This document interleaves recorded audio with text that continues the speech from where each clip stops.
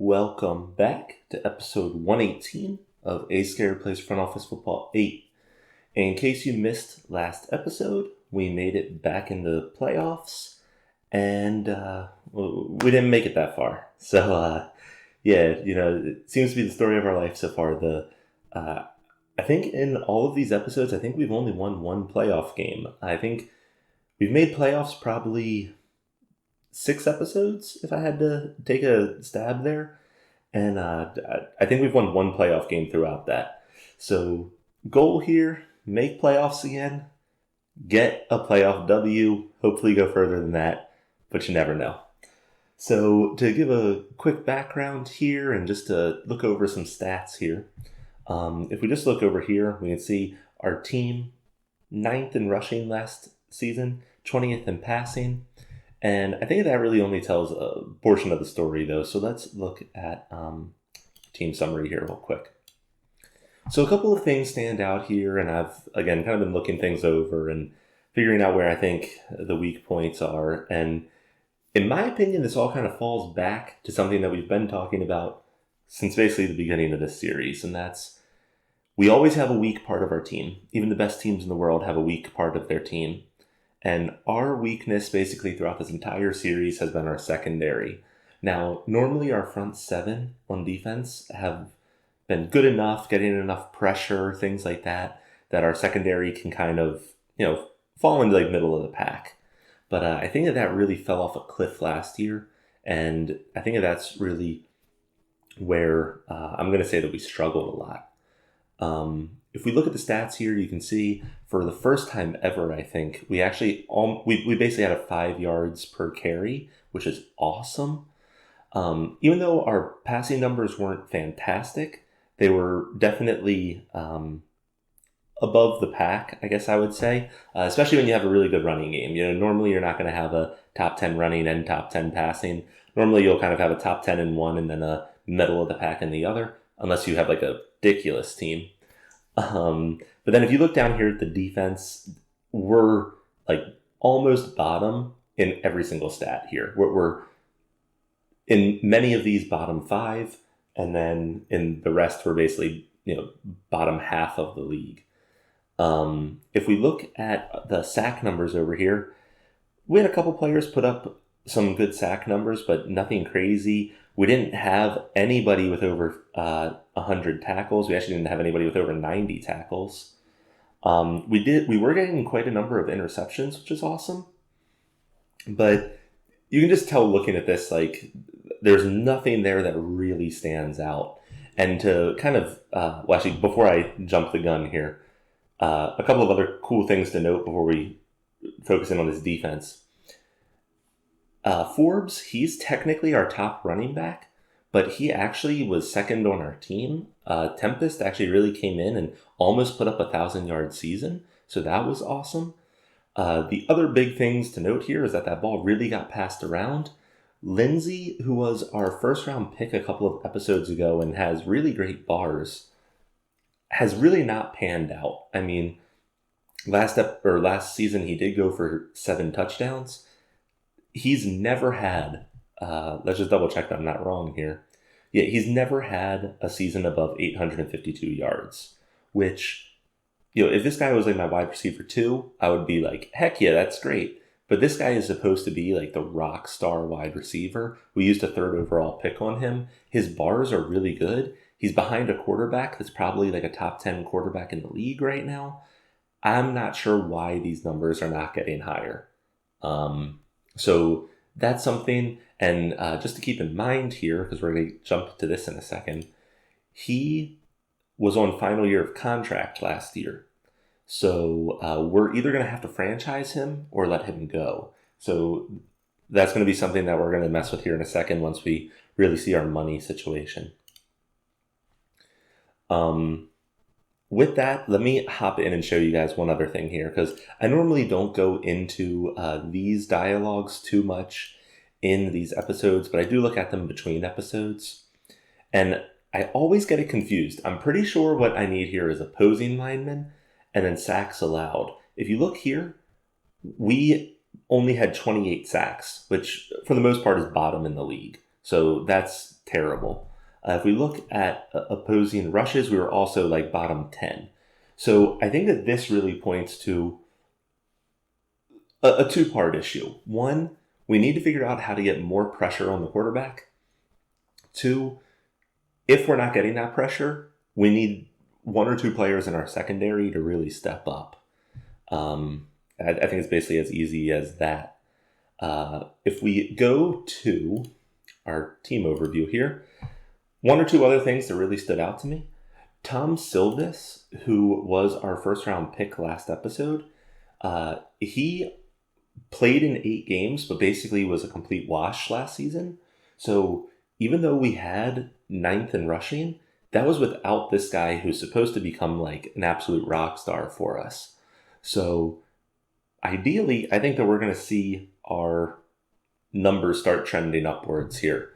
Right now he's unhappy because he's not getting any play time, but hopefully after preseason and stuff like that, training camp preseason, we'll see him take that starting role and hopefully start rolling up our offensive numbers for us. A couple of other things just to note here. I already mentioned it. Jamal Lindsay, he will go off of contract the second I click end season. So we're going to have to figure out what to do with him. Unfortunately, in my eyes, like based on my knowledge of this game in 7, we have a running back, tight end, fullback, and 2 other wide receivers that are all in that 50 range. So for me, it's kind of like okay, well, we're going to get a little bit of a downgrade, but it's not going to be the end of the world, basically. That was kind of my mindset.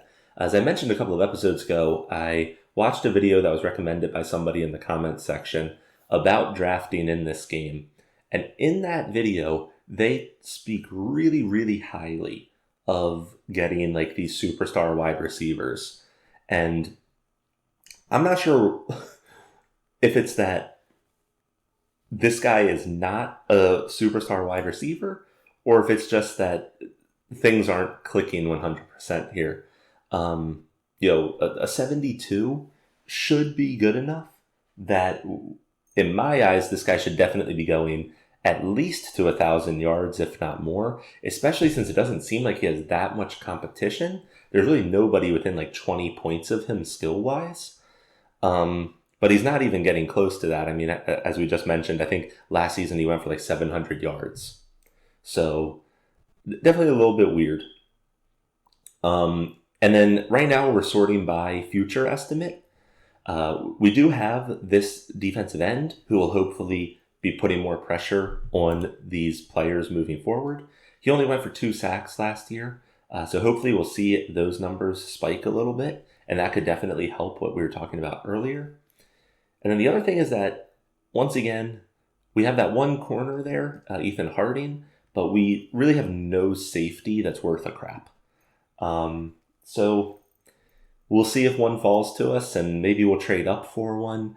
Just as a reminder here, this series is intended to go 20 episodes, so we have this episode and then 2 after. One thing I do want to mention with that, though, is I want this to be like as if I was the real general manager. And what I mean by that is, I know that this is going to end at episode 20, but I don't want to just, go all out episode 20, trade away all my draft picks to get, 1 or 2 superstars and go for a final push. Theoretically, like if I leave this team on episode 20, I want them to still have a realistic shot moving forward into the future. Think of like me retiring from being a general manager for this team. So that's just something to keep in mind. I just want to be clear that I'm not going to just go like stupid crazy these final 3 episodes. So with that, let's go ahead and get started, and we'll see how this all goes for us. We only had really one... those are some nice numbers. Again, these numbers do seem to be increasing for us, which is cool. We didn't have that many old players on our team. We actually had a relatively young team. So let me take a quick look here at the... Don't worry, guys. I'll remember where it is one of these episodes. Under team history, or where the hell is it? A transaction log. Gosh. Okay, looks like we actually did lose a couple of players, which is actually not what I was anticipating here. Okay, so we have this wide receiver who did nothing for us the past 2 seasons, so whatever on that one. This defensive end, we pulled him in mid last season, didn't do much, so we didn't really lose anything for the most part. Let's go ahead, we'll do some retaining of staff. Now, honestly, the past 3 episodes have gone really well, so I'm really not anticipating switching anything with the coaching staff. But as always, we'll take a look at what's available. One thing I don't think I've ever mentioned is the picking order in these staff drafts is based on your team's income per year. So because our team was so bad, we didn't have many dedicated fans, things like that. We've almost been at the bottom of this every single time. But you can see here we've actually moved up a little bit because I guess we're starting to get some good fans, and we have a couple of superstars on our team now, which is cool. Now, I mentioned that I was not planning to switch anything here. I will say there is this coach who's 6 better than the one that we have. I do really like that discipline and motivation. Those are 2 things that are very important for the head coach. Let's just compare that to what we have here in Freddie Parker Wolf, Actually, so they're almost inverse of each other. The other guy is higher in motivation. He's higher in discipline. And overall, this guy's bars are better. The one thing I will say, this guy's primary is secondary, which is something that we're trying to get increased. But I don't know. I think that keeping this together is going to be more important in the long run here. So I'm not going to switch things up, even though that guy is scored better by, I would say, a decent margin. All right, here's our offensive coordinator. Once again here, we're only 2 points off at the top. And this guy seems to be doing well for us. I think that smash mouth play style where we're getting a lot more running going has been beneficial for us. So I'm going to go ahead and just keep this in place. All right, what happened to our defensive coordinator? Interesting. Did he get nabbed as a head coach or something? I actually don't even remember the name of our old defensive coordinator off the top of my head. Normally in a case like this, where they just disappear like this, that normally indicates that another team nabbed them for a higher role. So he might have signed as a head coach somewhere. That's interesting. So we do have to pick a new one here. Now, thankfully for us, here we have Herman Hartman, who is the highest rated. Oh my gosh, that is beautiful. Not only is that beautiful, he's also focused on that secondary, which is awesome. The one other thing here is he's a 4-3, which isn't something that we've done at all. We've always done 3-4 so far in this series. But actually, if we look at our team here, 2 of our top players are both nose tackles, which means we could now start getting both of them on that line. Which also could be good because we only have one kind of high-rated inside linebacker. This is actually a very interesting conundrum here. That would definitely switch things up for us a little bit. Let's give it a shot. He's definitely the highest rated by 5 points. And again, his bars are beautiful. So let's go for it.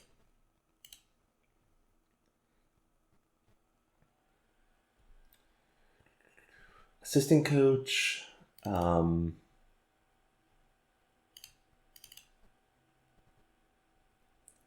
Let's just see that scouting.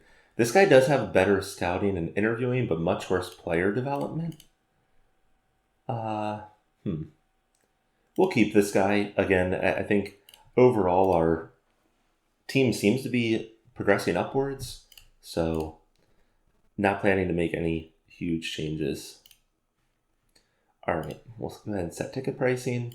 And now we have to have the discussion. Here is our chance to franchise Jamal Lindsay. Let's just take a quick look-see here at the Blue Book, franchise player salaries. Throw that in the bottom left as normal. So, if we want to franchise this guy, we're going to be paying him basically $43 million for the year. That takes, give or take, about a third of the money that we have to work with. Unfortunately, let me actually try something here. I don't think I've ever actually tried this. Okay, so we can see who's going to be available by coming here. Or at least this isn't going to be a full view, but this will at least be a decent view for us. Because certain teams will cut players right now and things like that. So Jamal Lindsay is definitely the best wide receiver that's going to be available in free agency, or at least anticipated to be free agent. I believe Dylan Barlow, I think that he's actually with us too. Yeah, he's on our team, but he's done diddly squat. He's also demanding a trade, so we don't want him on our team anyway. So basically this boils down to this. We can either franchise him and see how he plays one more season. We can not franchise him and hope that the other players on our team kind of pick up the slack, maybe go for something there in the draft. There's also this guy, Richard Foster, who has decent ratings, but has done diddly squat the past. Actually, he's basically never done anything. And if we look here at free agency, there's, at least right now, no super high rated safeties. There are two down here, but they're older, and I don't know if they're really going to be that big of improvements just based on their estimates. So that means that we probably should end up using our first round pick on a safety in the draft. To me, man, that's hard. Let me look at one other thing here. So if we go to individual statistics, again, this might just be something the way that this game handles it. I'm going to look at last year. Wide receivers, receiving. And if we sort by yards, without counting this specifically, it looks like Jamal Lindsay finished somewhere around like 20th in yardage, give or take, probably a little bit further down than that. He did finish in the top 10 for touchdown passes, or touchdown receptions, I mean.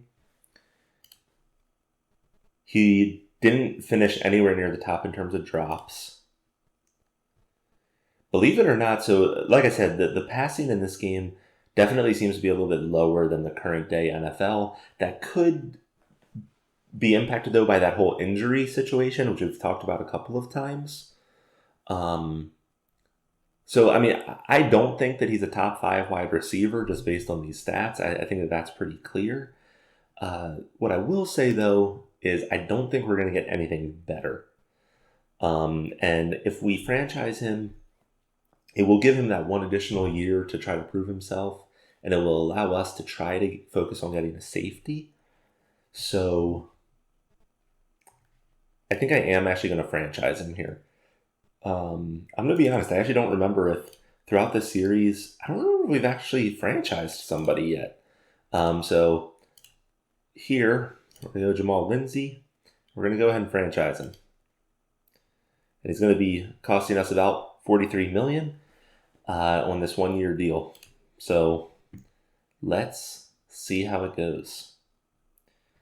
And then, is there anybody that we are paying too much? Let's take a quick look here. Alex Baxter, Jamal Lindsay. This guy actually had an injury last year, so he had a hyperextended knee at one point. So his numbers will probably increase a little bit. So this is our one like partially decent corner. We are probably overpaying him.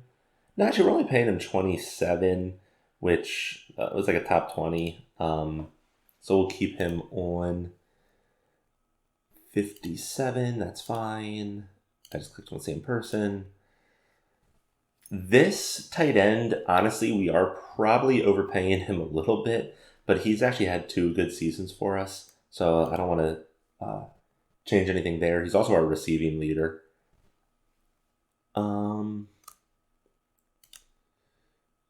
Let's see. This guy didn't do great for us, but we have a number of corners here, and I'm honestly scared to drop one of them because I'm not sure what we're going to get that's better. Now, here's this guy we can definitely go ahead and cut. Hasn't done almost anything. His bars have become terrible. We're going to go ahead and release him.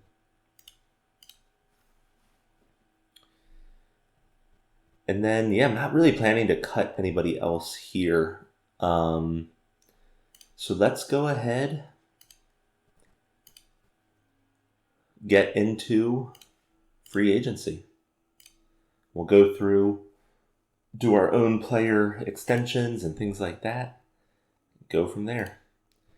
This guy has now transitioned from nose tackle to our left defensive tackle. So we're going to see, I mean, his numbers aren't great, but you have to remember his entire career, he's been splitting starts and snaps with our other nose tackle.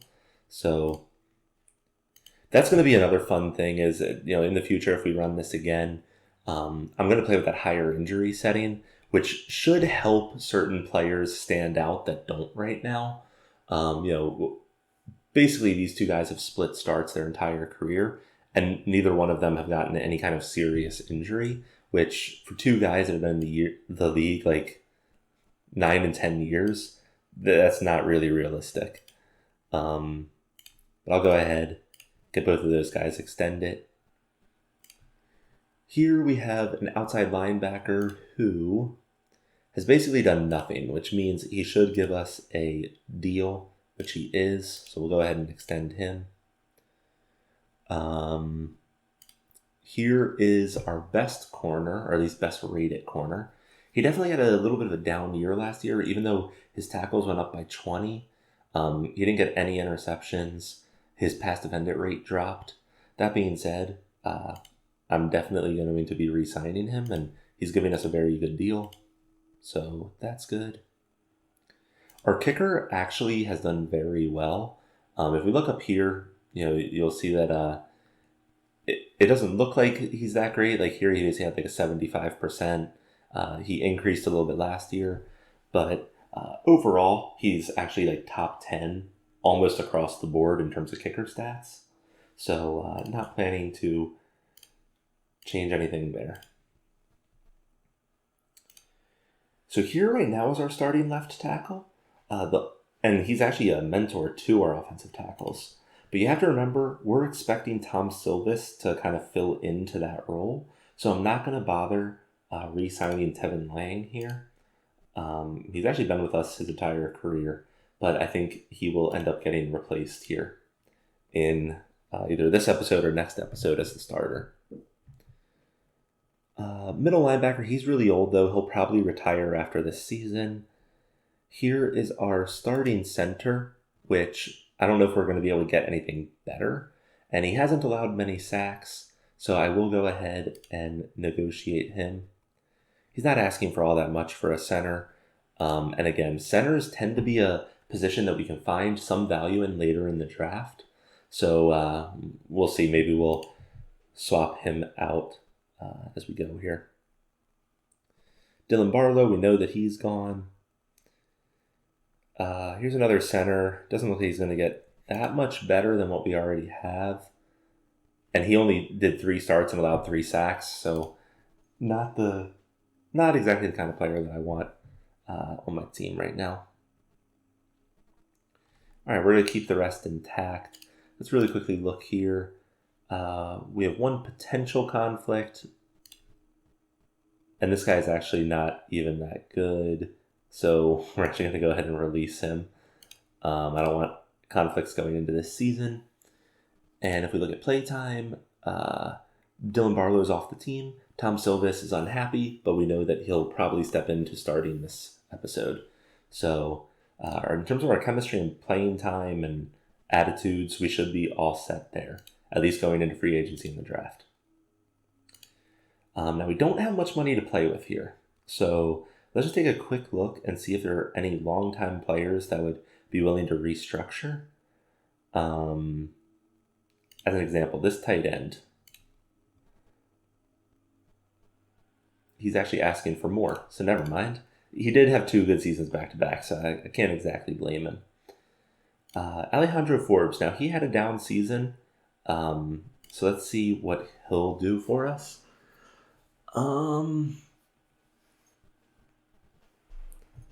So he is offering to cut his pay the next couple of seasons by a little bit. Actually, really not that much, by maybe like $1 or $2 million a year once you include the different bonuses and things like that.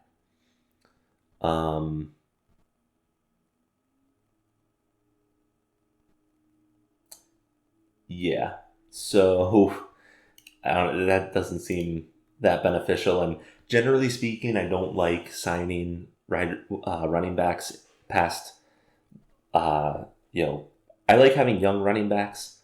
I don't like signing them past kind of their main deal when they're like 3 to 5 years in the league. After that, I don't like re-signing them for long-term deals. In this episode or in this series, injuries aren't as concerning, but still their numbers just seem to really tank after that. We see that in the real world too. You'll have the 2 or 3 running backs like past 30 that do decent, but almost all of the star running backs are relatively young. So yeah, I don't see anybody here that is probably going to accept a lower deal. To be honest, Jamal Lindsay might actually accept a smaller deal. Yeah, so here we can actually see it. He would give us back almost $20 million on this season, but he's demanding a 5-year deal, which, if his current stats hold true, I don't want to be paying this guy that much for the next 4 seasons. So I guess we're going to go into free agency with little money here. Player distribution. We need a tight end, wide receiver, punter, corner, and we know we need safeties. All right. And stage.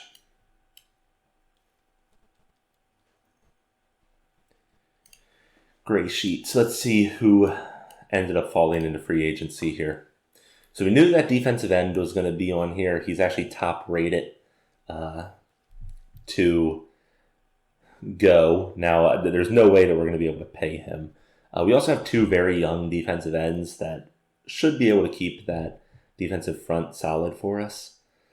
There is a tackle here, although I don't feel like we need tackle right now. If anything, we're probably looking for a guard or center upgrade.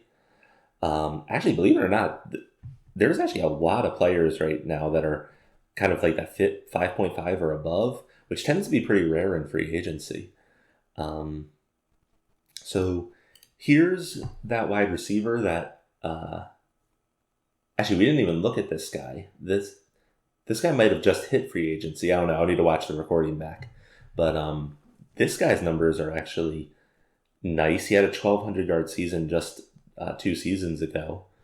And he has had a lot of injuries, although most of them are mild. He had a serious head injury 3 seasons ago, but I would say that now that's probably not too much of a concern.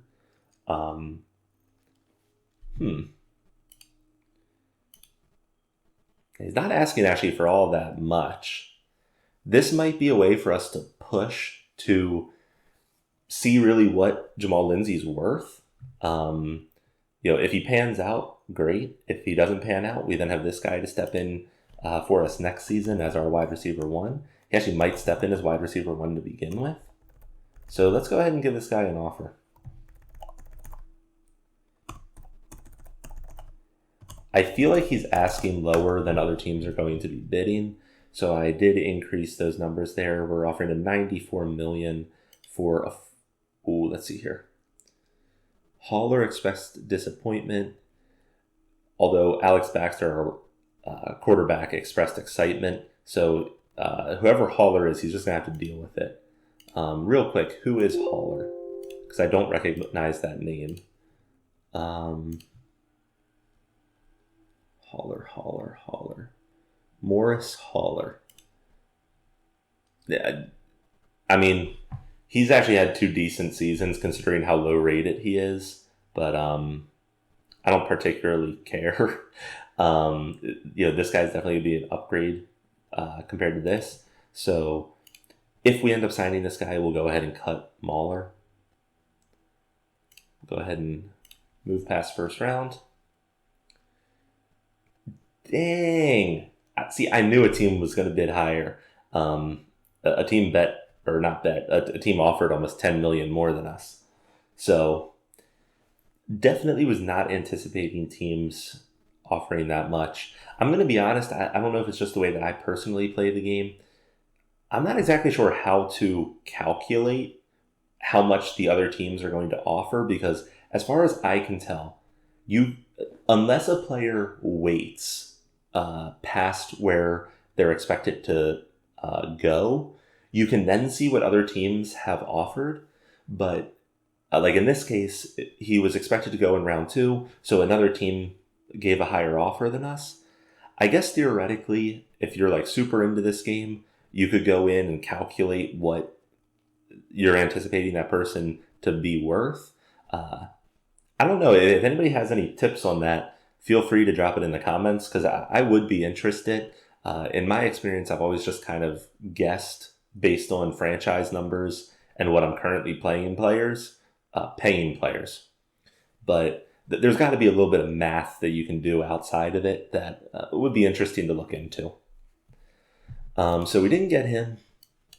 So now let's see who's available in this round. So we're now mainly looking at these 2 players. Now, very highly rated at 2,000-yard seasons back to back. Oh, he's actually had only 1,000+ yard seasons. That's beautiful. He's 28 though. I don't feel like he's going to be that much of a upgrade compared to what we already have. So I'm not going to give this guy an offer. He'll also probably be demanding like 30 million plus. So not something that we can really do on our current budget. Here's another defensive tackle that we could bring in here. There's actually 2 higher rated ones in the next round or next stage. So we're not going to do anything this stage here. Now let's actually look at these 2 guys. So decent numbers, not as decent numbers. So we'll give an offer to this guy. His numbers aren't great, but he got 2 sacks, 8 hurries, 6 quarterback knockdowns. He is 30, but again, he's probably not going to be starting for us. So this would at least be a good guy that we could throw in for like goal line, or if one of our other defensive tackles gets tired for a couple of plays or something like that. Let's see here. We'll offer him a bigger signing bonus, but keep everything else the same. Cool. Somebody's going to be happy that he joins our team. Let's just look here. I'm not planning to switch quarterbacks, but it's rare that you see high-rated quarterbacks fall into free agency. This guy's been all over the place, really, in terms of his stats. He put up 2 good seasons back to back, 2 and 3 seasons ago. Actually, that season was beautiful. He went for 4,000 yards. He had a 96 passer rating. That's actually really good for what I've seen in this game. But outside of that season, he's been all over the place. So definitely not going to be putting an offer in on him. We could put an offer in on one of these other wide receivers that's now available. Oh, Dylan Barlow. We know we're not getting him back. And then this guy we talked about, he's really done nothing throughout his career, even though his numbers are decent. Actually, I think this is a different guy again. This guy actually hasn't had any superstar seasons, but he's been a decent wideout throughout his career, and actually he's gotten 2 rings over in Kansas City, and he actually was a first-round pick back in the day. That being said, let's just see what he's asking for. Oh, he's actually not asking for much, and our other 2 wide receivers are both pretty young, so bringing in this guy as kind of like a mentor for them could actually be decent. Although he has low intelligence, and I believe it's intelligence that you need in order to be a mentor, so never mind. We'll skip out on him. There is this corner. Ooh, I don't like those numbers at all. Wait a second here. So throughout, 7 seasons? He's had 3 interceptions, and his passer defense rating, or pass defended rating it's never been in that 80 range, which is where I really like to see it. Around 80 is like awesome. And the past 3 seasons, he's downgraded every year. So, not doing that. Here's a defensive end that we could potentially bring in. We have the 2 young good guys, but again, this guy could be a good player to sub in. So let's go ahead and plan to do that. He'll be going in the next round. Wow, a team actually offered Dylan Barlow a $10 million a year deal for 3 years. Which is surprising because he's done nothing basically throughout his entire career. But not my team. So, actually, wait a minute. We signed... Oh, okay, the defensive tackle signed with us. That's what that is. All right, we will put an offer in on this defensive end. I'm going to offer him a little bit more than he's asking for, just because having, again, that pass rush and players that we can swap in and out to hopefully get to that quarterback more, I think is going to be beneficial for us. And since there's really no safeties that are on this stupid board, we have to figure out how to boost that somewhere. All right, cool. So we did get a new defensive tackle, new defensive end, which means our defensive front is once again kind of stacked. Not only in terms of starters, but in terms of players that we... thank you, Windows. But in terms of players that we will be able to swap in and out. If there is an injury, that's going to be great. Yeah, I mean, look at this. I mean, I don't think that you're going to find a team in this league that has a better defensive front than us. Literally, all of our defensive front, if we just rounded this guy up 1 point, is 60 or higher. So that's incredible. What we really need now is that secondary and maybe another offensive weapon. At this point, we're going to end up running a little bit low on money, but we could put in an offer on 1 or 2 additional players.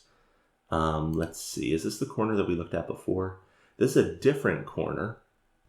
This guy's pass defended numbers are actually better. He's gotten 0 interceptions in his career, which is a little bit concerning.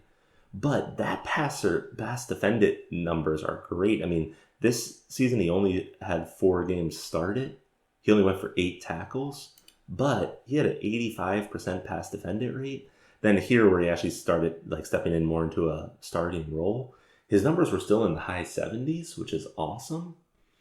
This season, when he started 12 games, he put up about 40 tackles, which is pretty good, considering it doesn't look like he played all that much. Even though he started 12 games, that doesn't mean that he played 12 games worth of snaps. So this guy actually might be worthwhile to put an offer in on. Again, he, back a couple of seasons ago, was a first-round pick. So let's see. If we give this guy an offer, this is going to be the final amount that we're going to probably be able to get rid of here. And what I'm going to do here is I'm going to structure his deal as a $5 million a year bonus each year, and then he's going to get a $2 million a year pay increase, which is more than he was asking for. 4 years, $80 million. And for us, he actually might slip in to be a starter right away. Here's a free safety that is a 50. He's not asking for much at all, so let's go ahead and put in an offer on him too. Again, just because we don't really know what we're going to get outside of this free agency.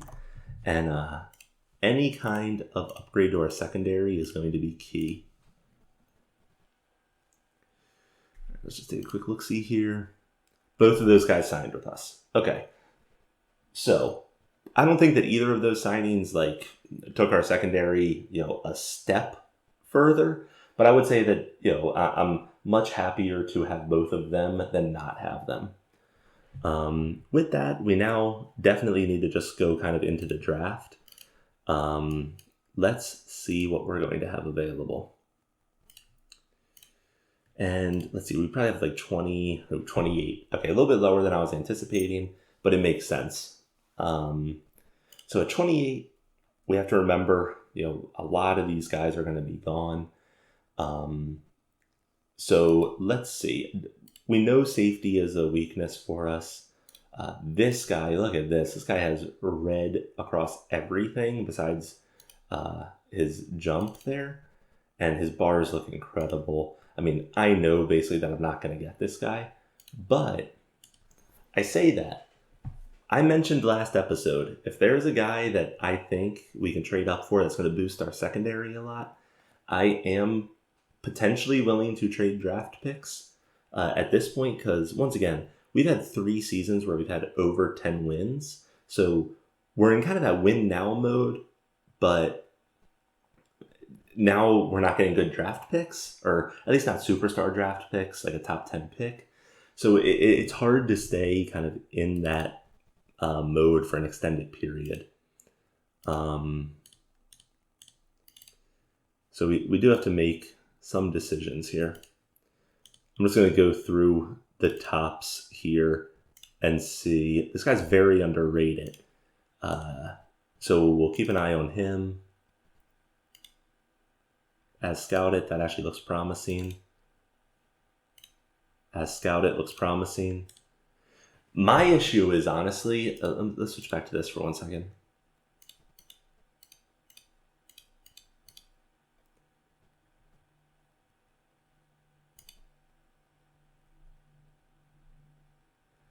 Yeah, I don't see this guy falling to us.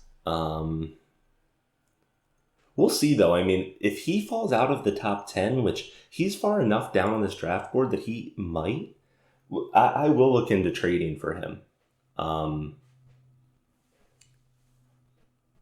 He is only 19% developed, which is a little bit of a downer because if he was already 50%, I would be like, whoa! But not the case. But what I'm worried about is, other teams are going to want to upgrade their safeties as well. I think that these guys might actually go in mid-second round. But you know what? It's really hard to determine that without diving into super detailed numbers here. So I'm going to go ahead and continue here. The other positions that I drastically need, I do need at least 1 or 2 more tight ends. And tight ends tend to fall a little bit here. Actually, really quickly, what does the game say I need? Game says I need inside linebacker, safety, tackle. Inside linebacker. I mean, right now we're running 4-3, so I only need 1, which should be this guy. And then I also have this guy down here. I don't feel like I need that. And then in terms of tackle, I mean, I have 2 tackles. Although, what happened to that right tackle? Did he get downgraded? Yeah, okay, so I could upgrade him right tackle. I would agree with that. Let's see what that looks like for us. Here's the kind of guy that... Ooh, dang it. Let's see. So let me actually look at this compared to this real quick. Yeah, so there's no chance I get anybody above the guy that I already looked at. So we would be looking at, here's a right tackle. Those bars look really good. He actually has a really good agility score, and he's above average basically across the board. He's considered very overrated. I'm still going to mark him as a red though, just in case my coaching staff is wrong there, because his combine looks pretty darn good. Here's another guy, right tackle. Hard to read. His bars don't look all that fantastic. I'm going to mark him as blue for now. Right tackle. Those bars look decent, actually. He's only 11% developed, though, which isn't really what I want right now. Right tackle. Yeah, like all the guys that seem like they're highly developed are left tackles. Now, all the top rated ones are right tackles, of course, but we're not going to have a chance at any of those. I might have a shot at this guy. They're very overrated, though. Yeah, so we'll skip out on that. And then let's find one or two tight ends that we might be able to get late. Now, I said late. This guy didn't do the combine. His bars look great, though. He might fall to late first. We'll see. We're probably going to need to look down a bit more, though, like something like this guy. This would give us a little bit more of a blocking tight end, which is something that we're definitely missing. Right now, our main tight end is mainly a receiving tight end. Let's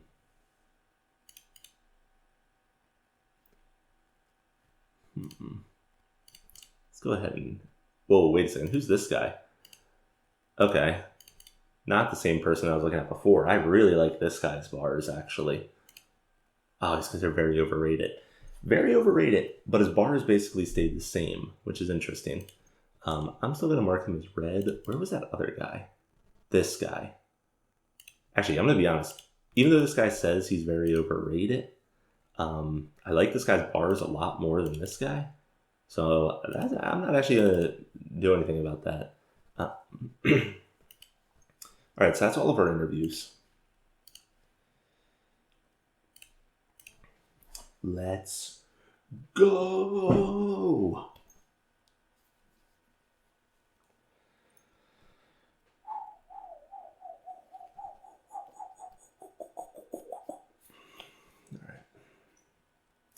All right, let's get into this draft.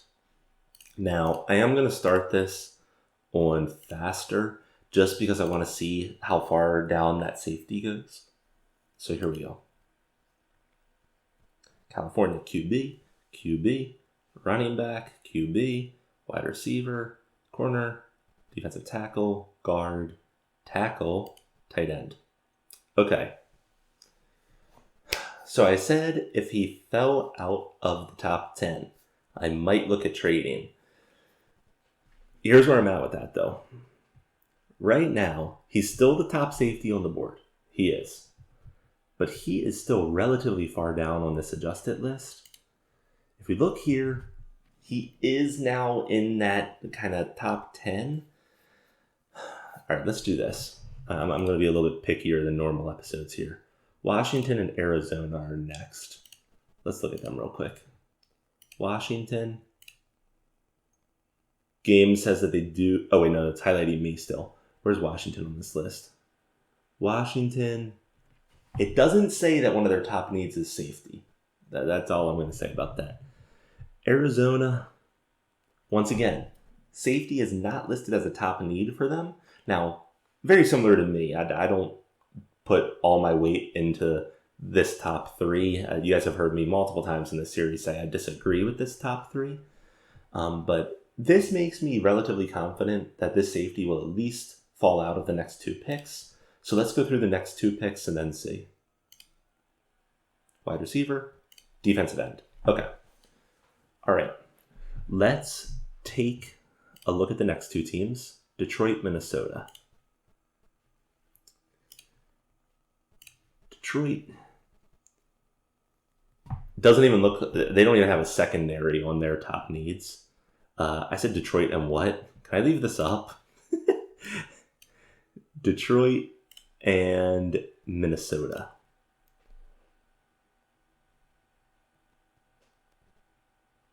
Minnesota. They need a quarterback, running back, tackle. I think this guy could easily fall out of the next 2 picks. All right, let's go ahead and resume. If he ends up falling out of the next, couple of picks here, he gets selected. We have a couple of options that we can still go with. So let's go ahead, see here, wide receiver, running back. Okay, we're now at pick 15. 15 is Miami.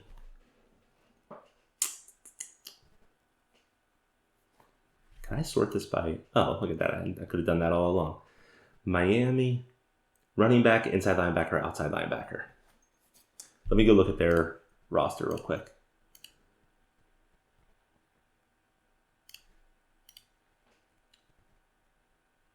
They have one really good safety. This guy is a strong safety. Okay, so I don't think Miami is going to pick him either. If Miami does not pick him, we're trading for him. He wasn't selected. I don't want to risk this anymore because I do feel like he's now at a point where I would have definitely selected him if I was one of these teams. So let's go ahead and try to trade up here. Knows it should be New Orleans. At least I believe that's going to be New Orleans.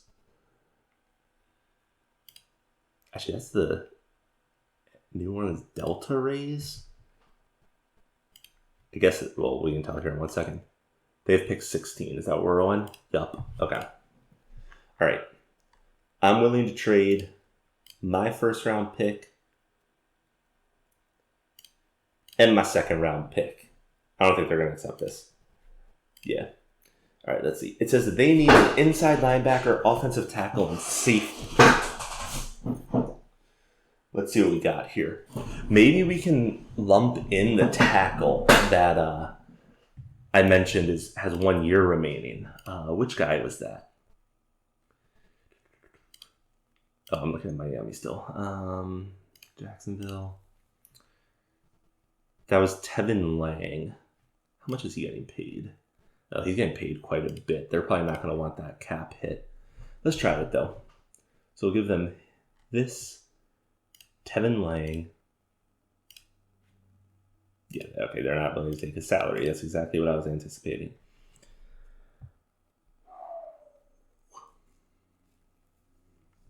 I really want this safety. I now have it in my mind that I want this safety so bad. Let's do this. Let's look at New Orleans because I don't really want to trade a lot away for him. Yeah, and they have 2 safeties, but they're both not like superstars, so they could definitely be targeting this guy. This says that they need... Yeah, safety is one of their top 3 needs. So yeah, I think that they're definitely going to get him if I don't. Or like if I wait another pick. So what can we do here?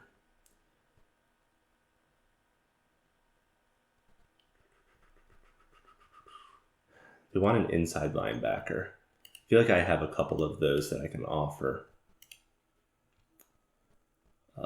Jacksonville.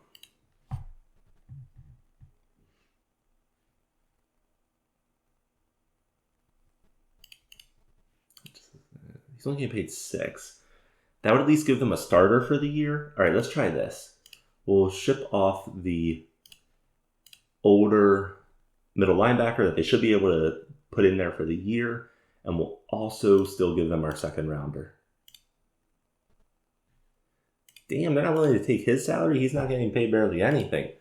All right, that means that they really just want draft picks at this point. All right. And I can't make too many more bad deals because then they're not going to be willing to trade with me, or they're going to make me pay more because I asked too many times. So, how about this? I'll take your 1st and your 5th. Let's do 4th. Let's see. 1st and 4th round picks.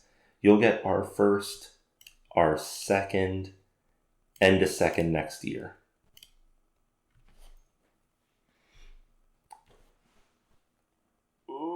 I actually don't feel like that's actually that bad of a deal. A lot of people, especially like my fantasy football leagues, disagree with me on some trade deals. I don't feel like this is actually that bad of a trade deal. Because this is definitely giving us the kind of player that we've been longing for. And we're basically trading up in the first round to get rid of 2 second-round picks. And they're probably going to be late second-round picks. I think that this is actually an awesome deal for us. So I'm going to go ahead and accept it. We're now on the board, and you know who we're going. Dalton Kaplan. Let's go. All right, guys. You know what it is. We're now switching into fastest mode. I'm now pumped, actually. And we're going to go ahead and resume this draft out. We don't have a second round pick now, so we're not going to have a pick for like 30 picks. Or actually, 60 picks, actually. All right, cool. So now, we know that we need a tight end. Let's take a quick look in here. Doesn't look like what's his name's showing in here yet. Yeah, so tight end is really what we need. And then outside of that, we're kind of free. So let's take a quick look at who's available still. Nobody that we interviewed. And to be honest, that guy's bars are actually decent for a third rounder. I like that this guy is a little bit more of a blocking tight end because, again, I feel like that is something that we're going to need a little bit of.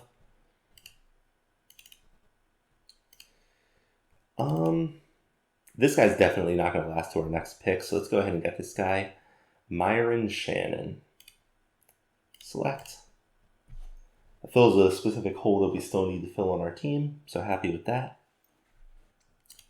Let's take a look here. We don't really need a defensive end. He's considered best remaining.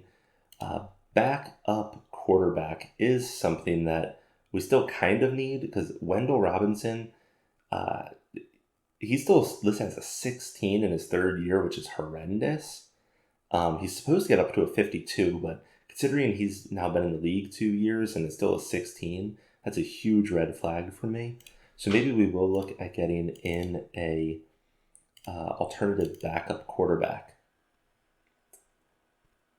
Actually, I'm going to be honest, both of these guys actually seem relatively decent, in my opinion, for how late in the draft we are.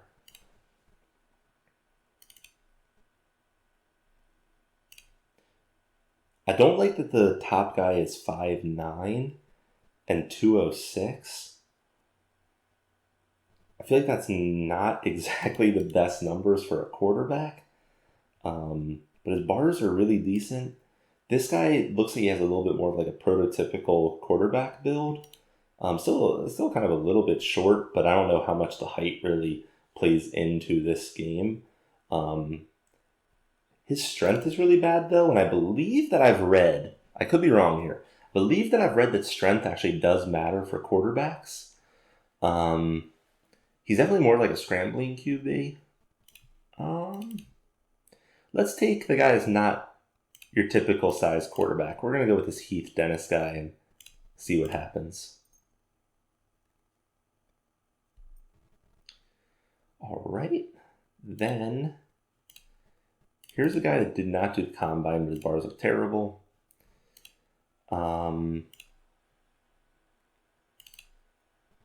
This guy actually, if we look here, he has great strength, great soul, decent dash time. He's already at 46%, and this could actually fill our other safety role. Let's actually go ahead and get him. One thing that I've been thinking, I've mentioned it in previous episodes, when we wrap up this series, I want to do an extra episode just diving a little bit more into the stats. I'm going to be interested, I want to do a chart that shows how many of each position I drafted at each round of the draft, just so that I can see kind of how that panned out. I feel like I've done a pretty good job in terms of splitting around where my first and second round picks go. But who knows, maybe when we review it, it's like, oh no, you did terrible at this, and I just didn't notice. if there's a young running back still available that looks promising, that I always like having a young running back. This guy actually right here, Gus Peace, I guess is how you would say that. His bars up here actually look really good. Let's go ahead and get him. Down here, those bars actually look really good, and he didn't do the combine, which makes him a little bit more of a wild card. I might go for him final round. For now, though, I feel like we should grab something else that we might need here. Actually, for this late in the draft, those bars for a corner aren't bad either. All right, well, let's try to nab that. I mean, he's probably going to go into free agency without a problem, but let's just go ahead and nab him here. Cool. All right, begin late. We're now going to be able to see the players, so let's take a look here.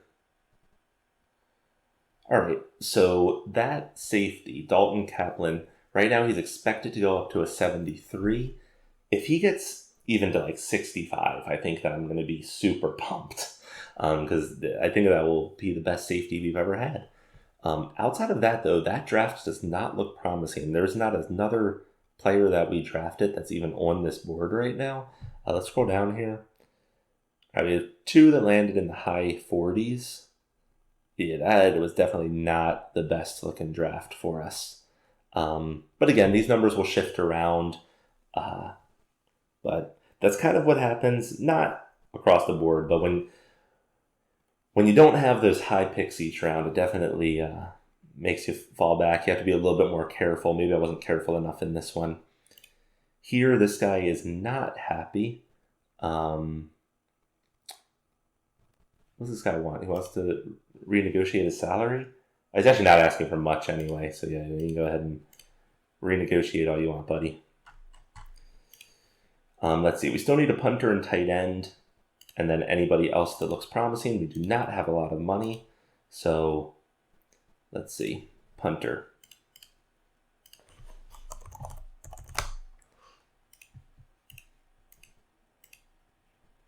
And tight end is the other thing that we drastically need.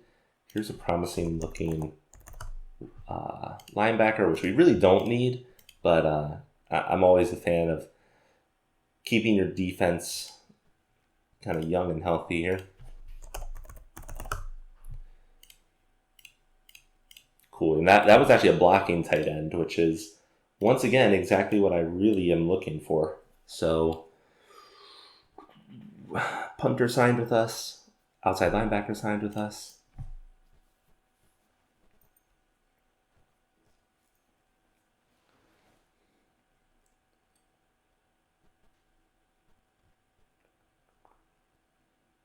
Tight end still has not signed with us. And I want to keep, because after we sign him, we'll have about $12 million left. I want to keep that for in case we're going for a mid-season trade. Yep. So that basically knocks out our entire budget. Whew. The other thing I'm not entirely sure on, and I was thinking this after the last episode, in Front Office Football 7, in training camp, you went through and you set like schedules for the day. In this version, it doesn't seem like you really do any of that. Unless you're looking to do further negotiations, if you are doing like play-by-play, you would do it here. And then sending players for weight training. Maybe I'm wrong here, and if I am, please let me know in the comments. I'm assuming that since I'm not touching that, that is being handled by our strength coach. Maybe that's actually not happening, and that's part of my fault here. But for now, we're going to treat it like normal. Go through training camp here. We'll roll through the preseason.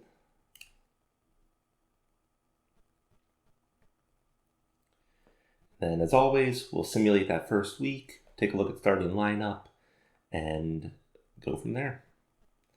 So first week, we're up against Houston. We were considered very high favorites there and only put up 10 points. which is disappointing. Let's take a quick look here at our roster.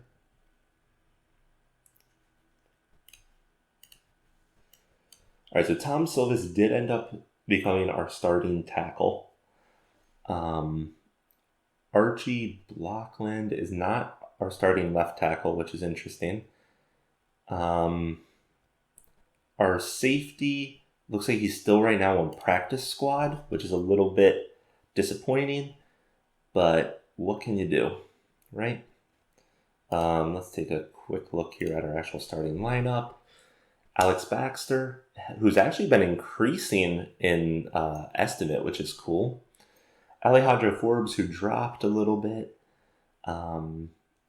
We have that Jamal Lindsay, JJ Morton. Our offensive line actually looks weaker than I would want, but what can you do? Our defensive front seven is a lock. And our secondary, actually, even though that safety isn't in there yet, we have two guys that are rated in the 50-60 range, which is cool. And we don't have anybody that's below 40. Actually, on our entire lineup, we have nobody below 40, which is a good sign. Means we don't have any super lacking spots. And actually, we have this corner down here is a 57. So yeah, hopefully our secondary steps up for us here. We'll go ahead and simulate another 3 weeks, and then we'll take a look at the team summary there. We beat that team. Here we are against New England, and they beat us badly. Here we are up against Cincinnati, who we beat them. Awesome. All right, so 4 weeks in here, we're 2-2. Let's take a quick look at the team summary. So how are we looking? So our yards per carry has fallen off a cliff. I don't know what it is. I feel like that rating just like fluctuates like crazy every single damn season. Yeah, like our running backs aren't even averaging 3 yards a carry. Right now, Alex Baxter, who's our quarterback, is averaging 5+, but that's disappointing. Hopefully we'll see that get better throughout the season. Jamal Lindsay has actually already put up 335 yards, which is definitely the best he's looked throughout our different seasons here together. And if we look here, is our safety in yet? 1 second here. No, our young safety isn't even in yet. And if you look at that, not team statistics, team summary, you can see our secondary has been blasting it this year. Now, that could be because our front seven has been putting more pressure, which will say it's definitely a possibility. We actually have a defensive end here who's already put up 5 sacks. I don't know. I mean, right now through 4 games, it's a little bit hard to get averages, but our defense looks rock solid. Our offense actually looks pretty decent too. So I'm a little bit surprised that we're only 2-2 just looking at this. But let's see. We'll go to week 8 where the trade deadline is and see if we need to make any adjustments. We're now at 3-2. Going up against Indy, who's 1-4, and we beat them. We're now up against Pittsburgh. Now this looks like a good telling game for us. Pittsburgh is 5-1, and they're the favorites here by 6 points. So let's see how we stack up. They did beat us, but only by a point, so that's not terrible. Now, if we did want to make a trade, this is when we're going to need to make it. I did actually notice, though, it looks like our coaching staff did a little bit of re-signing in the first couple of weeks. So we really actually have no money to work with right now. So not much that we're going to be able to do there. Holy bejeebers, though. Look at this. Our entire defense, outside of our free or far safety here, 50+. Actually, our entire team is almost 50+. I realize that there are going to be benefits of having a team that's like kind of average around and then having like 3 just absolute stud superstars. But in terms of a well-rounded team, I feel like this is one of the most well-rounded teams I've ever seen in this game, in my experience, in my opinion here. So we'll see how it pans out. we'll simulate out to probably week 13 and see where it ends up. So we're now down to 5-3. Athens beat us badly there. It's weird. It seems like the games that we've been losing this episode mainly have been like blowouts, which is a little bit weird. I'm not entirely sure what to think of that.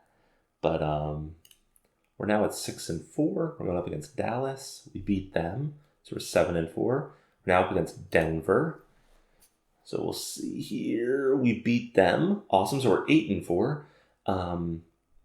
Let's do one more and then we'll look at the standings and all of that. We're up against Washington. It looks like we're the Monday night game. So we'll see how we stack up in prime time here. Did we win that? We did win that. All right, so we're 9-4. All right, let's take a look real quick at standings then and how we're doing now that the season is coming to a close, basically. All right, so right now, what does that blue stand for? Does that mean that we've already locked in our division? I think that just means that right now we hold our division. I don't think that means that we've locked in.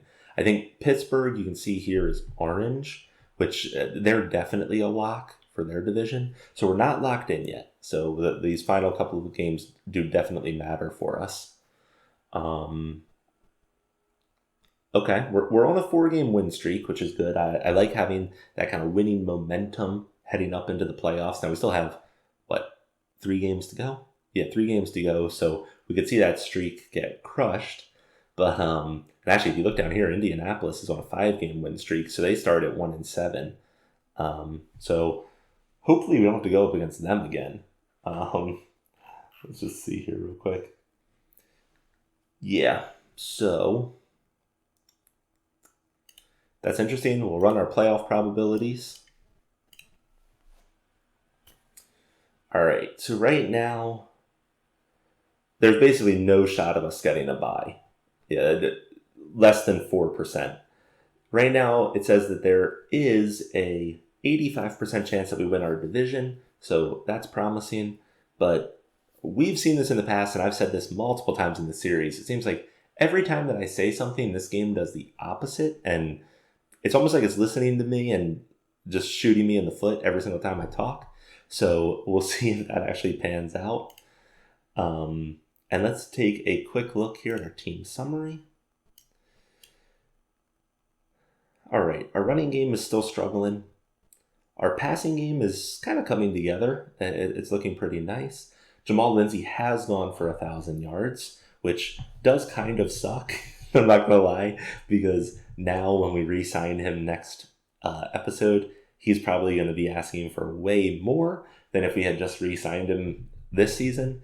But you never know how things like that are going to pan out. He's actually also at 12 touchdowns, which is awesome. And our defense has definitely come back down to earth, but we can still see our running game, one of the top, or running defense, one of the top in the league. Passing, definitely not what it was looking like at week 4, but definitely still a big improvement over last time. If you look here, look at how many sacks we've been getting. This guy, Stevenson's at 10 sacks. This guy's at 6.5, 4, 2, 3.5, 2, 2. Tons of hurries.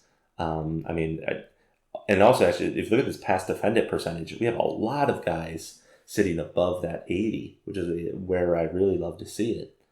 So we'll see. We will see. And Alex Baxter, again, if you're getting like 30 touchdown passes in a season, that's incredible in this game. We have 3 weeks to go, so we actually could see potentially a 30-yard or a 30 touchdown season, which I don't believe we've seen. Still a little bit of a stretch, but we could see it. So let's keep going. We're up against Indianapolis, and I always forget because we're not using like real teams and stuff like that. I don't remember who's actually in our division. Oh, so Indianapolis is the team that has the 5-game win streak. So this is actually a super important game for us. Let's see. We won it. Perfect. And we put up 37, which is great. Let's actually take a quick look. Did that put, what's his name? We put up 37 points, but he didn't get a single touchdown? Yeah, he didn't put up a single touchdown in that game. That's actually crazy. So I guess our running game really came through for us there. We're up against New York, so this will be a important game. I mean, all of these games are important because now we're hopefully going for a bye. We lost that, which probably means we're not getting the bye. And at this point, I think we're now locked in for playoffs. Yeah. Okay, so we've locked ourselves in for playoffs. And actually, this is an important game because between us and Kansas City, one of us is going to end up with the bye week. So as always, we would love to have that bye week. Let's see how it goes. We beat Athens. So game always takes a second here.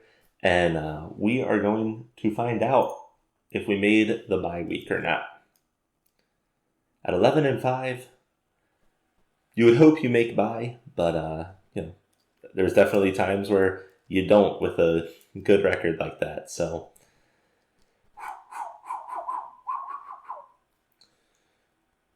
we did not make the bye, and oh man, there's not many actual weak teams here. We're actually going up against Miami, who's actually expected to beat us. They're also 11-5.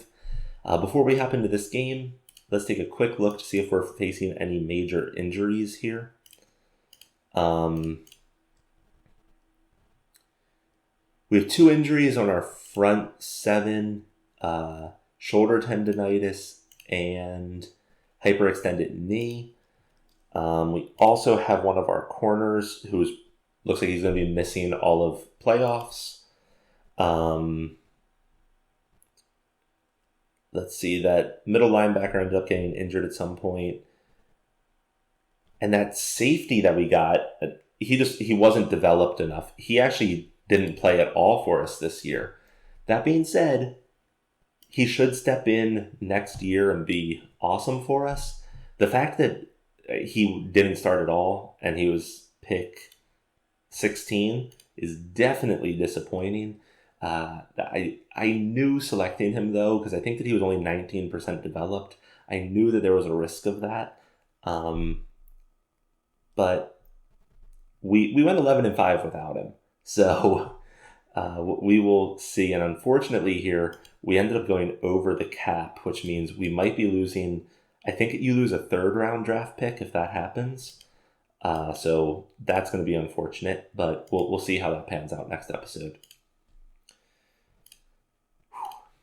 As always, we'll kind of watch this game, especially if it gets close towards the end. Miami, it looks like they missed their extra point.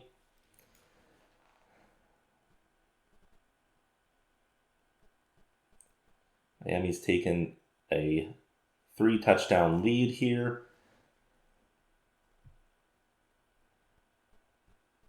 Scored.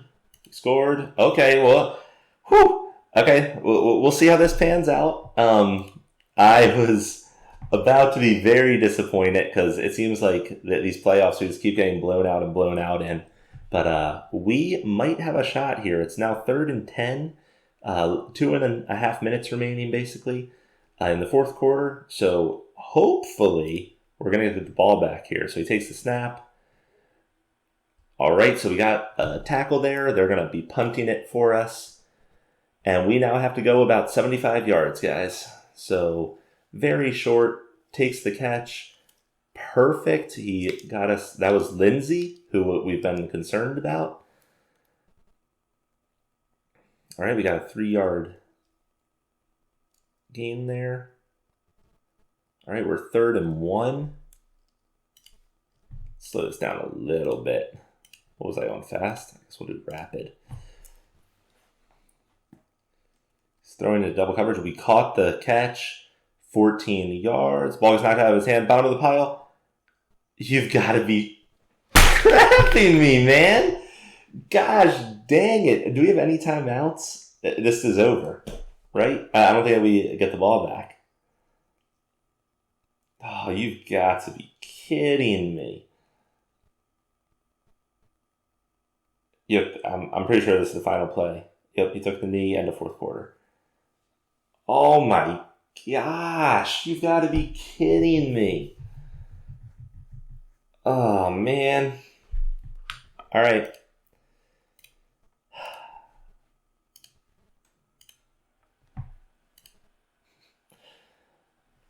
How far did Miami get? Okay, at least they got one more game past us. That makes me a little bit less frustrated. And then it looks like we have New Orleans against Pittsburgh here. Pittsburgh takes it all this year. We'll go ahead and save here. I'm not going to lie. I'm getting so frustrated. The fact that we keep losing every single playoff game. And like I said, I don't know if I'm going to rewatch all these episodes, to be honest, but I think we've only won one playoff game. I think we've now made playoffs 7 times, if I remember correctly. We've won one playoff game. I mean, I don't know if there's really anything more that I can do from the general manager standpoint in regards to that, but oh my gosh, that is frustrating. So yeah, after this episode, we'll have 2 more runs at it. We'll have episodes 19 and 20, and then we're wrapping this up. And like I said, I do plan to do a wrap-up episode where we dive a little bit more into stats, look at kind of how the team has done throughout the 20 episodes we're doing together, things like that. But I'm not going to lie, I'm so frustrated right now. Let's take a quick look at our team summary here. Our numbers across the board here seem to have done much better than previous episodes. You'll see that our running game was right there in the middle of the pack at 16th. Our passing game was actually 3rd in the league this year, which was awesome. Alejandro Forbes ended up going for over 1,000 yards on the ground. In the passing game, Lindsey did end up popping off. He went for 1,253 yards, 12 touchdown passes. In that, he only dropped 5 passes, which is pretty good. Alejandro Forbes actually also added 642 yards on the ground. So Alejandro Forbes and Lindsey both did exceptionally well for us this year. Alex Baxter, also got to give him a quick round of applause. He had a very good season for us. Not only did he put up 4,200 yards, he put up 25 touchdown passes, which is very good in this game. He put up another 500-ish yards on the ground for us. That's awesome. Our defense started putting up a lot of sacks. Let's just take a quick look here because I think that we actually might have gone from one of the worst teams to one of the best teams in terms of sacks. Let's just take a quick look at that here. Sacks allowed. Yeah, so as long as I'm doing this properly, we ended up 5th in the league in numbers of sacks, which is awesome. We also ended up in the top 10 for hurries and I think we're 6th here for blocks. So our rushing game was going ham. That definitely did better for us.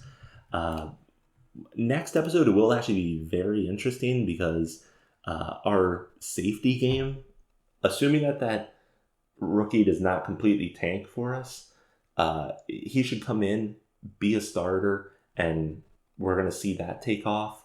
That tackle that we had, he finally got into that starting role this year, and he did well for us, and he's supposed to get up to an 82, which is awesome. He did allow 7 sacks, but this was also his first year in the league really playing, so I'll give him a little bit of credit where credit's due, I guess the best way to put it. As always, we will take a quick look at the season awards just to see if we ended up anywhere on there. Let's see, season awards. Look at that, we got a couple on here. So Alejandro Forbes did great for us. As I mentioned, he went for over 1,000 yards and then another 600 in the air. He's also 28, which is... I'll just put it that I'll be surprised if we see him beat this season. But if he does, I'm not going to be complaining.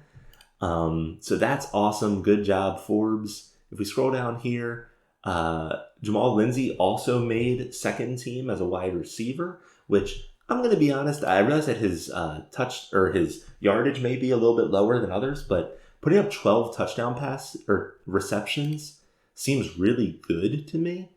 Let's just take a quick look at that just because I'm interested.